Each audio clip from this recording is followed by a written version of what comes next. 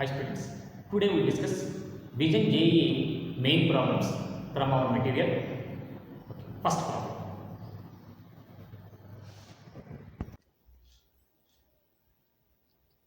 See Nana, first problem from our material. N balls, each of mass small m, impinges elastically in each second on a surface with a velocity u. The average force experienced by the surface will be. Okay, now we solve it. See the first problem. What they given now? N balls, each of mass small m, impinges elastically on the surface with velocity u. You assume this is the surface. On the surface, there impinges n balls. You take this is the ball. Its velocity is u. Mass of the ball is taken as m. Okay now. After hitting the ball, here the ball comes back with the same speed.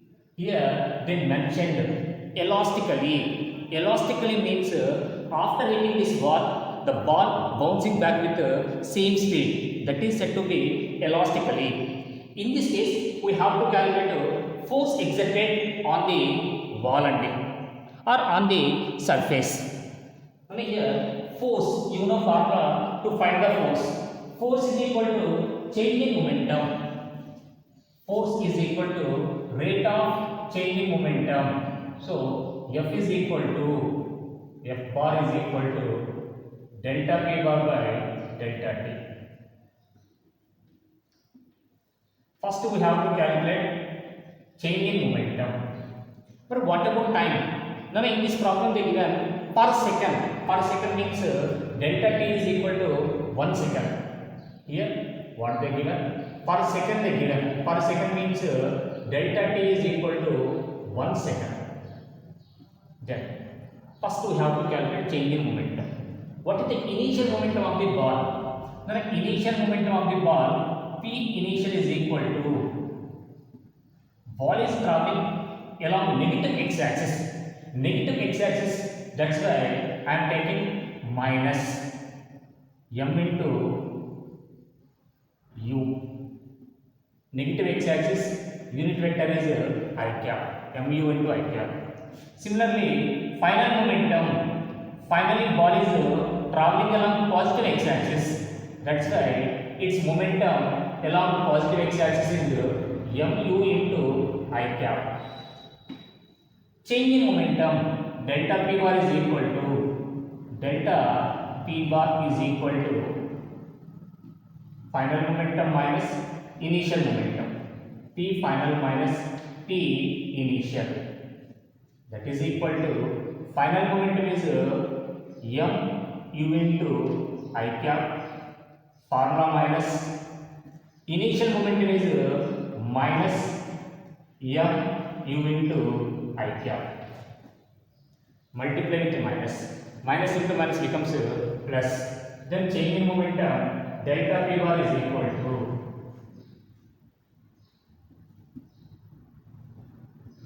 mu into I cap plus mu into I cap.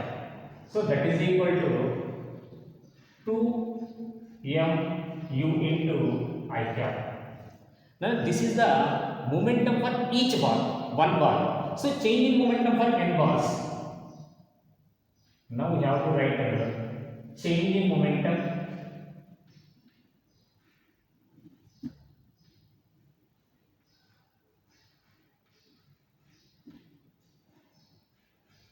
for n balls.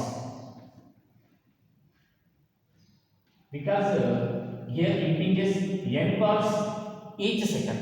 So for n balls, so n into delta P is equal to change in momentum for n balls, n into delta P bar is equal to here 2 into n into m u into I cap. That is the total change in momentum for n balls. Next, from this, force acting on it is equal to force acting on it is equal to because of m balls, that is equal to change in momentum 2 n mu into I cap divided by time t is equal to 1 second. That is equal to 2n mu into I cap. Here positive I cap plus I cap indicates the direction. Plus I cap is along positive x-axis. Means change in momentum is away from the surface. So magnitude of force is equal to, here magnitude of force is equal to F bar, that is equal to F, that is equal to 2n mu. This is the answer. Second problem. A ball reaches a racket at 60 meter per second along positive x direction and leaves the racket in the opposite direction with the same speed. Assuming that the mass of ball has 50 gram and the contact time is 0.02 second, the force exerted by the racket on the ball is. Next, second problem. A ball reaches a rocket at 60 meter per second along x-axis. Now they given initial velocity of the ball. Here ball is traveling along x-axis. That's why I took velocity u is equal to 60 into I cap. Because positive x-axis, unit vector along positive x-axis is I cap, unit vector. And leaves the rocket in opposite direction. Now leaves the rocket in opposite direction. Same model, before problem model only. This ball hits the rocket and bouncing back with same speed. But here initially ball is traveling towards x-axis. Initially traveling towards along x-axis toward the ball. After bouncing it is traveling like this. So initial velocity taken as 60 I meter per second. And next, mass of the ball given 50 grams. Now first you convert gram into kilogram. To convert gram into kilogram, multiply with the 10 power minus 3. 50 into 10 power minus 3. Then it turned into kilogram, kg. What is the final velocity? Now after hitting, ball is bouncing back. Then velocity v is equal to, we have to consider vector form, minus 60 into I cap meter per second. Because after hitting the rocket, ball is going along negative x-axis. Take like this. What we have to calculate? Force exerted by the rocket on. So force exerted. Now here force formula you know. Force is equal to, again, rate of change in momentum. Rate of change in momentum is called force. Delta p bar by delta t. First we have to calculate change in momentum. We don't know initial momentum. What is the initial momentum? Initial momentum P initial is equal to, momentum is the product of mass and velocity. Mass m into initial velocity is taken as u bar. U bar is the initial velocity. Now here m is equal to 50 into 10 power minus 3 into 10 to the power of minus 3, that is mass. Initial velocity is equal to 60 I cap. If you multiply 6 5s are 30, 3000 will come, that is equal to 3 I cap will come now. This is the initial momentum.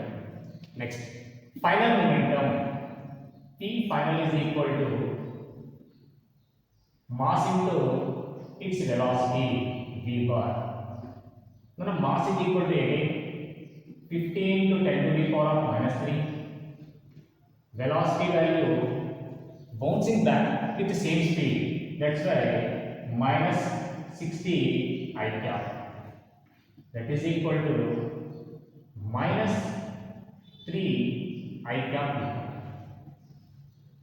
Clear? Then change in momentum is equal to, change in momentum delta p bar is equal to final momentum minus initial momentum. P final minus P initial. Now P final is equal to minus 3 I cap,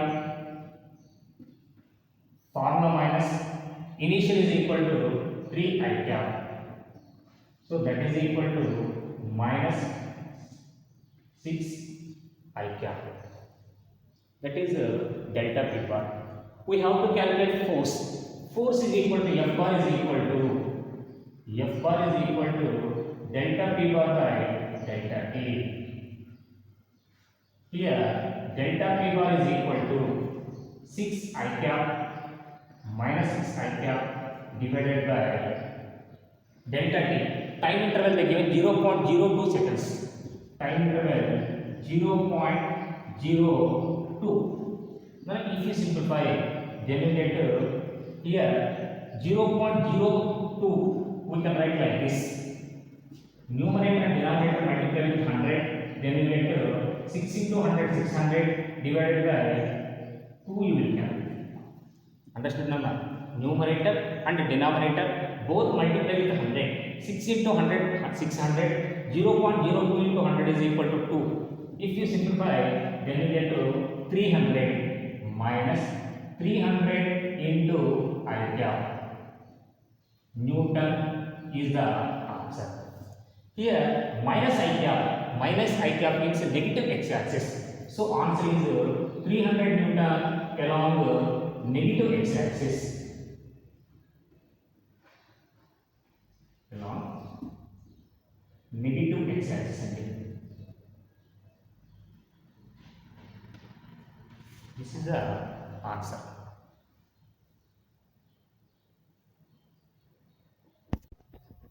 Third problem. P and Q horizontally push in the same direction a 1200 kg crate. P pushes with a force of 500 Newton and Q pushes with a force of 300 Newton. If a frictional force provides 200 Newton of resistance, what is the acceleration of the crate? Next problem, third one. P and Q horizontally push in same direction a 1200 kg crate. So you assume this is the crate. P and Q both are pushing horizontally 1200 kg crate. If P pushes with a force 500 Newton, then they given P value 500 Newton and Q value 300 Newton. And one more force they given, that is friction. Friction is acting resistance. Friction provides 200 Newton of resistance. Resistance means opposing. Opposing means frictional force is acting in opposite direction to this motion of the body. Okay, frictional force is acting in this direction. This is the frictional force direction. Magnitude of friction is equal to 200 Newton. Then what is the acceleration? Now a simple formula to find acceleration. Acceleration A is equal to net force by total mass. We should use this formula. Net force by total mass.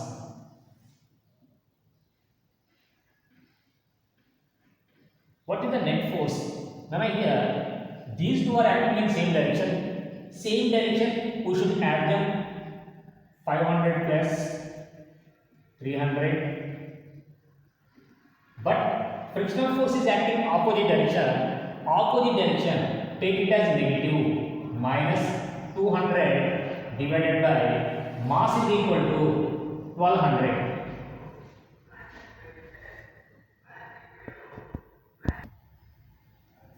That is equal to 5 plus 8 minus 2, 600 divided by 1200. If you simplify, you will get 1 by 2. Finally, you can get acceleration A is equal to 1 by 2 or that is equal to 0.5 meter per second square is along the horizontal direction. Fourth problem. A ball of mass m moves normal to a wall with a velocity u and rebounds with velocity v. The change in momentum of the ball during the rebounding is. Next problem, fourth one. A ball of mass m moves normal to the wall with velocity. When a ball is normal to the wall, after hitting, it it bouncing with speed v. Then some of the students are asking, sir, why we are throwing ball like this only? Why can't we throw like this? That's why I done two diagrams. Vertical ball. If you throw like this, bouncing in this direction. If you throw initially, bouncing in this direction. Now this is one problem only. But some of the students are asking, why can't we throw like this? So that's why here I am taking in this diagram, wall is left side, in this diagram wall is right side. Both are same now. What we have to calculate? Change in momentum. Now change in momentum, to calculate change in momentum, write initial momentum. What is the initial momentum? Here bar is initially moving towards negative x-axis. To indicate the negative x-axis, we are using minus I cap. So minus m u into I cap. Final momentum. Ball finally traveling along positive x-axis. Unit vector along positive x-axis is I cap. We can write m v into I cap. Then changing momentum delta p is equal to delta p bar is equal to final momentum minus initial momentum. This is the formula. Final momentum mv into I cap formula minus, and here minus m u into I cap. Minus into minus becomes plus, that we will get mv into I cap plus mu into I cap. If you take m common, m into I cap is common, then you get v plus u into I cap. Now here we got change in momentum plus I cap we got. Plus I cap, that plus indicates away from the wall ending.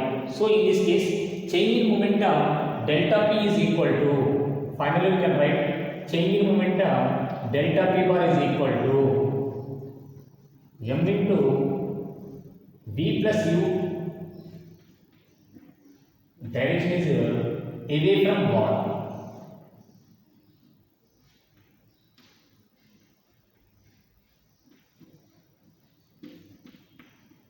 Okay. Suppose if you take this one, here also same initial momentum p initial is equal to, initially the ball is traveling along the positive x-axis. Initially ball traveling along positive x-axis. That's why m u into I cap. Finally ball is traveling along negative x-axis. Negative x-axis. That's why I am writing minus m v into I cap. Change in momentum delta p is equal to final momentum minus initial momentum. Final momentum mv into I cap formula minus initial momentum mu into I cap. If you take minus m into I cap comma, then you get minus m into v plus u into I cap. Now here minus I cap, this negative I cap indicates away from the wall. Negative indicates. That's why in this case also we will get same answer. Delta p bar is equal to m into v plus u. Away from the wall is the answer in both cases. Fifth problem. A force of 250 Newton acts on a body. The momentum is required is 125 kg meter per second. The period for which the force act on the body is. Next problem. They given that force F is equal to 250 Newton, momentum 125 kg meter second power minus 1. We have to calculate time. Already we know formula for the force number. Force F is equal to change in momentum by time taken. Okay, ready? Delta P by delta T we can write. We have to calculate time period. From this, delta T is equal to change in momentum by force. In this problem, change in momentum is equal to, you take it as 125 divided by force is equal to 250. 1 by 2 nama. 1 by 2 second. 1 by 2 second, or that is equal to, we can write 0.5 seconds.